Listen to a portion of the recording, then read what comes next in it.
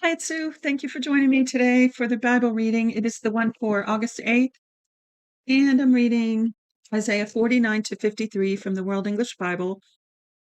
And I have already read you the introductory paragraph to Isaiah in the King James Version, the Modern English Version, and the Complete Jewish. Now I have one more for you for this book. I think four is enough, but this one does add a little bit of added information. And yeah, it's about 4 paragraphs, I think. So it says, the name Isaiah means salvation of Jehovah. The very heart of the message is the salvation that God intends for his people. This theme permeates the entire book. The name Isaiah means salvation of the Lord, or the Lord is salvation. So I like how it kind of switches it both ways there, the salvation of the Lord or the Lord is salvation, because I assume that's common with interpretation, but I have a son named Samuel, and his name means heard of the Lord or heard of God, and also God hears. You can read it both ways. And also I have a daughter, Abigail, and it means the father of joy, or I think it means the father of joy, or the joy of the father. Either way, you get a little bit different perspective when you read it back and forth that way. So here in this introduction, it says, Isaiah wrote the longest prophetic book in the Bible and is considered the prince of the prophets because of his rich vocabulary and poetic skills. He is believed to have written the prophecies from 740 to 680 BC, which indicates that his ministry spanned a period of about 60 years. Isaiah lived in Jerusalem, the capital of Judah, during a time of spiritual and political chaos and turmoil. He lived during the time of the prophets Hosea, Amos, and Micah. I can't wait to get to those. I love those minor prophets. Now, you probably can find them. We're going to be reading them soon, but you probably can find them on my channel from when I read through the Holman Christian Standard Bible. I think they're still up for that. So here it says, Isaiah came from an influential upper-class family. Some Jewish traditions even believe that Isaiah was a cousin to King Hezekiah. His ministry included the reigns of Uzziah, Jotham, Ahaz, and Hezekiah. Isaiah is the preeminent Old Testament writer regarding redemption and the life of Christ. The style of writing in the book of Isaiah is among the finest literature of the Hebrew writings. No wonder I like Isaiah so much. I really, really like Isaiah in the New Living Translation. So read through that sometime. I really like reading all the different translations, but I love the poetry in the New Living. So it says, among the finest literature of Hebrew writings, it is often compared to the best of ancient or modern poetry. There is far greater use of metaphor and simile in the book of Isaiah than any other canonical book. No wonder I love it. The book of Isaiah contains 4 songs regarding the suffering servant of Jehovah in chapters 42 to 53. Isaiah offers several glimpses of Christ, his titles, characteristics, the ministry of Christ, prophecies concerning the life of Christ, portraits of salvation, and the everlasting nature of God. In a simplistic approach to an outline, the book of Isaiah can be divided into 3 major sections.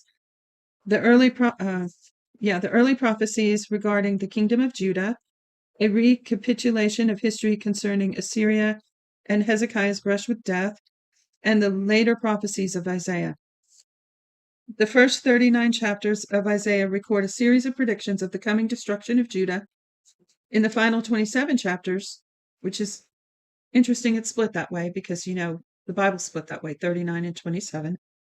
And so they talk about how, we talk about how Isaiah has that similar layout as the entire Bible. I lost my place. So the final 27 chapters, a shift occurs as the prophet predicts a healing and restoration of Israel, climaxing with a new creation of heaven and earth and the eternal kingdom of the Lord. Some scholars argue that the entire book of Isaiah could not have been written by one person because the transition between the first 39 and the last 27 chapters is so significant, and because of differences in the writing style between the two. They believe at least 3 people authored the book of Isaiah according to 3 distinct divisions: Proto-Isaiah 1 through 39, Deutero-Isaiah 40 to 45, and Trito-Isaiah 56 to 57. However, Bear with me here. However, the book includes 66 chapters, but no title has been given to the last 9 chapters. Some scholars believe these 3 persons penned these divisions sometime after the Babylonian captivity, a time spanning between the 8th century BC.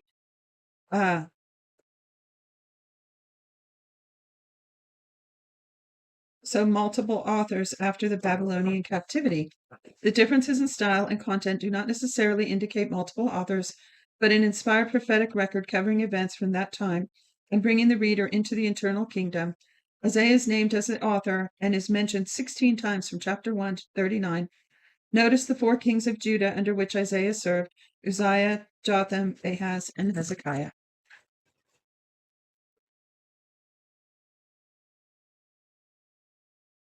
Isaiah 49, verse 1. Listen, islands, to me. Listen, you peoples from afar. Yahweh has called me from the womb, from the inside of my mother he has mentioned my name. He has made my mouth like a sharp sword, he has hidden me in the shadow of his hand. He has made me a polished shaft, he has kept me close in his quiver. He has said to me, you are my servant Israel, in whom I will be glorified. But I said, I have labored in vain. I have spent my strength in vain for nothing. Yet surely the justice due to me is with Yahweh, and my reward with God.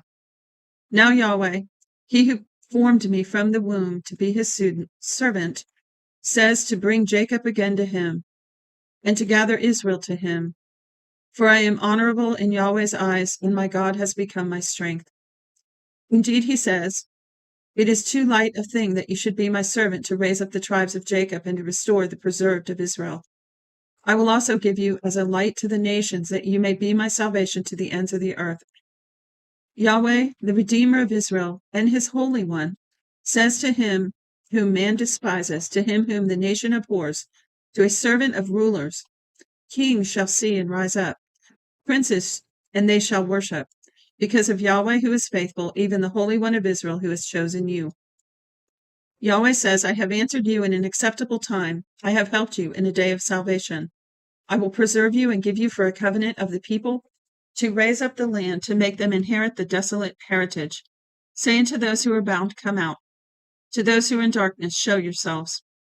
They shall feed along the paths, and their pasture shall be on all treeless heights. They shall not hunger nor thirst, neither shall heat nor sun strike them. For he who has mercy on them will lead them. He will guide them by springs of water.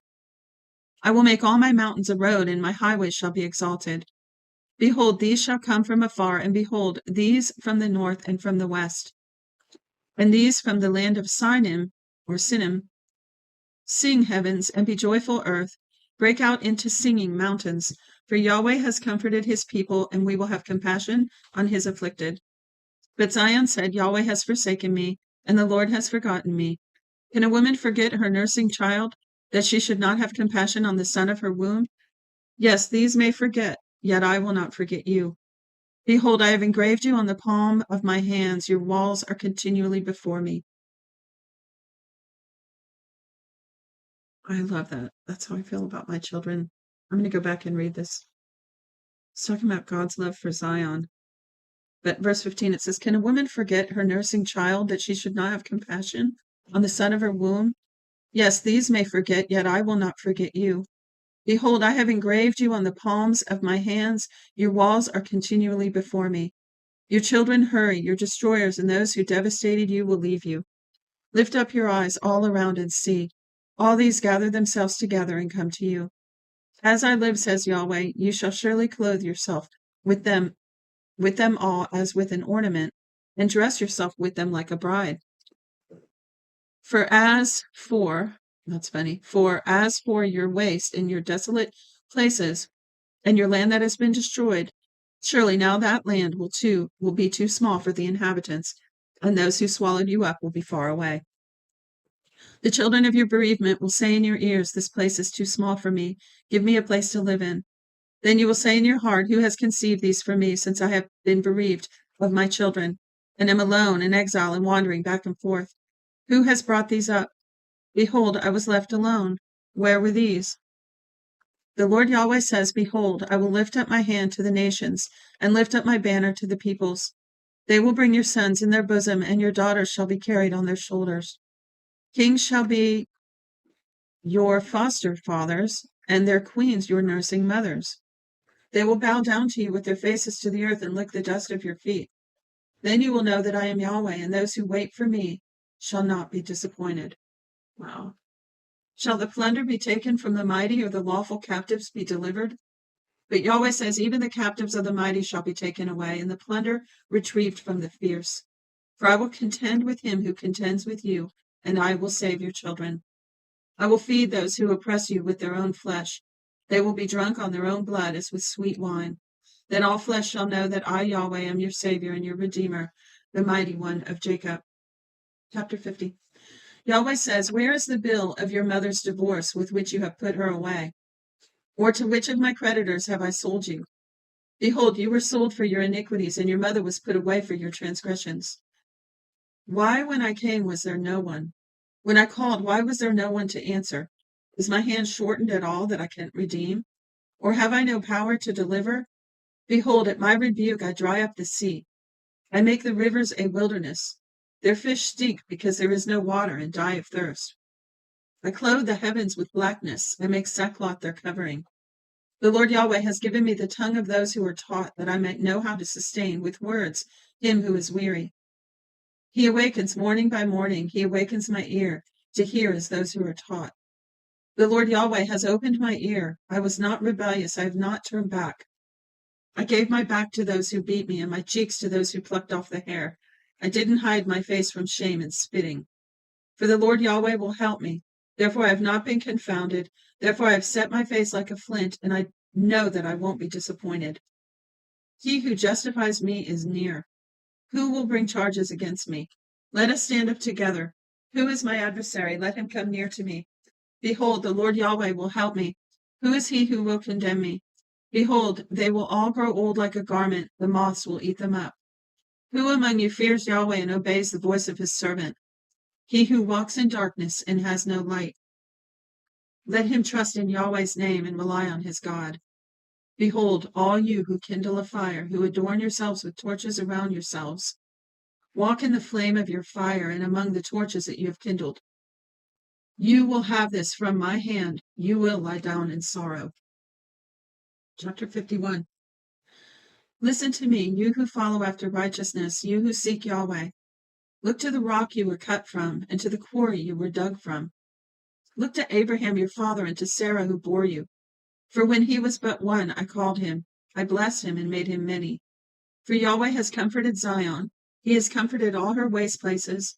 He has made her wilderness like Eden, and her desert like the garden of Yahweh. Joy and gladness will be found in them, thanksgiving and the voice of melody.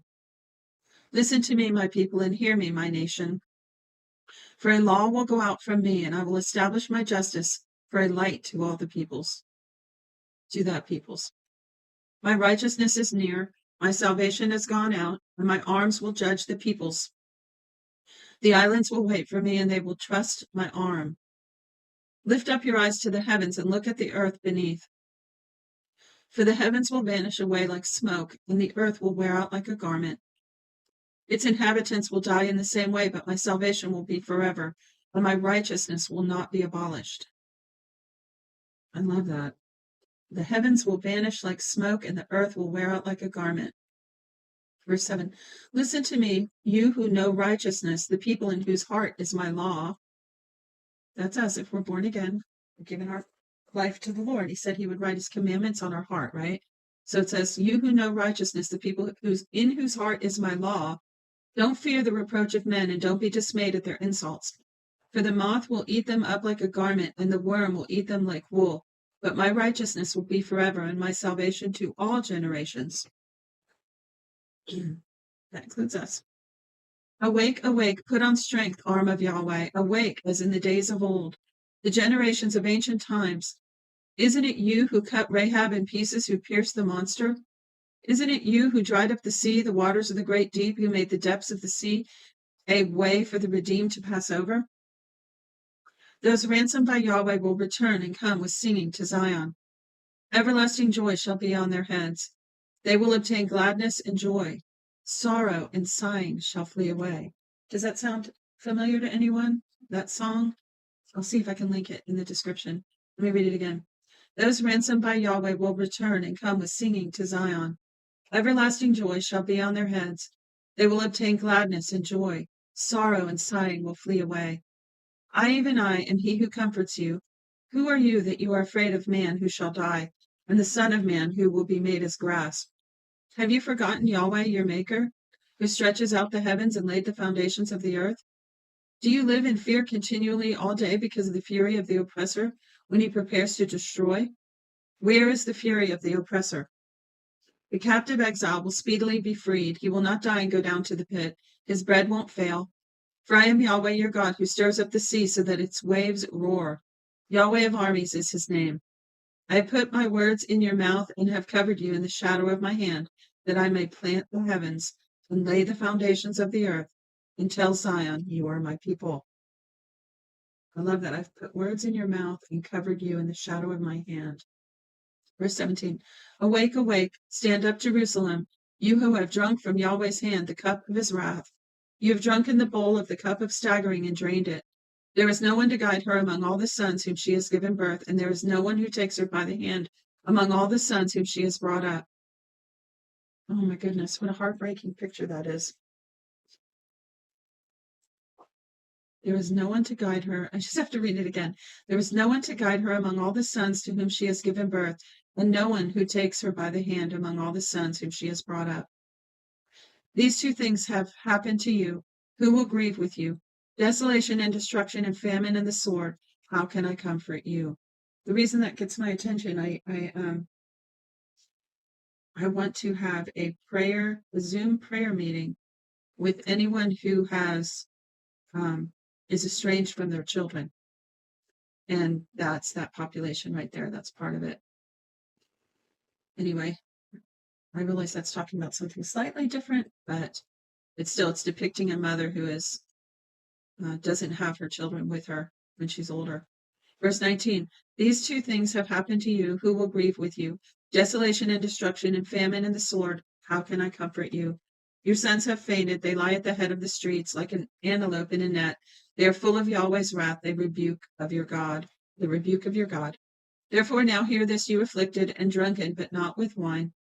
The Lord Yahweh, your God, who pleads the cause of his people, says, behold, I have taken out of your hand the cup of staggering, even the bowl of the cup of my wrath. You will not drink it any more. I will put it into the hand of those who afflict you, who have said to your soul, bow down that we may walk over you, and you have laid your back as the ground, like a street to those who walk over. Now I want to say something. I'll say something at the end about that prayer, Zoom prayer call. Something on my mind to say about it. Chapter 52. Awake, awake, put on your strength, Zion, put on your beautiful garments, Jerusalem, the holy city, for from now on the uncircumcised and the unclean will no more come into you. Shake yourself from the dust, arise, sit up, Jerusalem, release yourself from the bonds of your neck, captive daughter of Zion. For Yahweh says, you were sold for nothing, and you will be redeemed without money. For the Lord Yahweh says, my people went down at the first into Egypt to live there, and the Assyrian has oppressed them without cause. Now therefore, what do I do here, says Yahweh, seeing that my people are taken away for nothing? Those who rule over them mock, says Yahweh, and my name is blasphemed continually all day long. Therefore my people shall know my name. Therefore they shall know in that day that I am he who speaks. Behold, it is I. How beautiful in the mountains are the feet of him who brings good news, who publishes peace, who brings good news, who proclaims salvation, who says to Zion, your God reigns. Your watchmen lift up their voice, together they sing, for they shall see eye to eye when Yahweh returns to Zion. Break out into joy. Sing together, you waste places of Jerusalem, for Yahweh has comforted his people. He has redeemed Jerusalem. Yahweh has made his holy arm bare in the eyes of all the nations. All the ends of the earth have seen the salvation of our God. Depart, depart, go out from there. Touch no unclean thing. Go out from among her. Cleanse yourselves who carry Yahweh's vessels. For you shall not go out in haste, neither shall you go out by flight. For Yahweh will go before you, and the God of Israel will be your rear guard. Behold, my servant will deal wisely. He will be exalted and lifted up, and will be very high. Just as many were astonished at you, his appearance was marred more than any man, and his form more than the sons of men. So he will cleanse many nations. Kings will shut their mouths at him, for they will see that which had not been told them, and they will understand that which they had not heard. 53, last chapter. Who has believed our message? To whom has Yahweh's arm been revealed? For he grew up before him as a tender plant and as a root out of dry ground. He has no good looks or majesty. When we see him, there is no beauty that we should desire him. He was despised and rejected by men, a man of suffering and acquainted with disease. He was despised as one from whom men hide their face, and we didn't recognize him. Surely he has borne our sickness and carried our suffering, yet we considered him plagued, struck by God, and afflicted. But he was pierced for our transgressions, crushed for our iniquities. The punishment that brought our peace was on him, and by his wounds we were healed. All we like sheep have gone astray. Everyone has turned his own way, and Yahweh has laid on him the iniquity of us all. He was oppressed, yet when he was afflicted, he didn't open his mouth. As a lamb that is led to the slaughter, and a sheep that is before its shearers is silent, so he didn't open his mouth. He was taken away by oppression and judgment. As for his generation, who considered that he was cut off out of the land of the living, and stricken for the disobedience of my people. They made his grave with the wicked, and with a rich man in his death, although he had done no violence, nor was any deceit in his mouth. Yet it pleased Yahweh to bruise him. He has caused him to suffer.